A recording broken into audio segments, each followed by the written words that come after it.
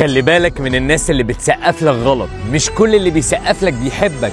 في ناس بتسقف لك عشان تقع، بيشوفوك ماشي غلط ويسقفوا لك، يقولوا لك الله انت ماشي صح، وهو غرضهم ان هم يوقعوك. فمش كل كلمة حلوة بتسمعها عن ان انت بتعمله ده حقيقي. في كلام حلو بيتقال لك لكن هو مش حقيقي. في ناس هدفها ان انت تقع. فيا ابني دور حواليك. ساعات الكلام الوحش اللي انت بتسمعه بيبقى من ناس مخلصة ليك. هم مش عايزينك تمشي في الطريق ده، هم عايزينك توقف في الطريق ده وتمشي في طريق تاني. فمش كل اللي بيسقف لك بيحبك، ومش كل اللي بيقول لك كلمة حلوة هو خايف على مصلحتك، ومش كل اللي بيقول لك الله انت ماشي في طريق كويس هو عايزك توصل للحاجة اللي انت عايزها. في ناس بتخدعك.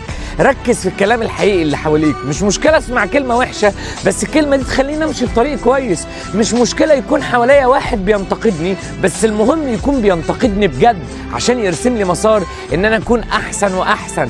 ركز في الكلام اللي انت بتسمعه ودور في وسط الناس على واحد يصارحك. الصراحة ساعات بتخلي البني ادم يعمل حاجة كويسة لانه طول النهار بيغير طريقه للطريق اللي هيكون بيه النسخة الافضل.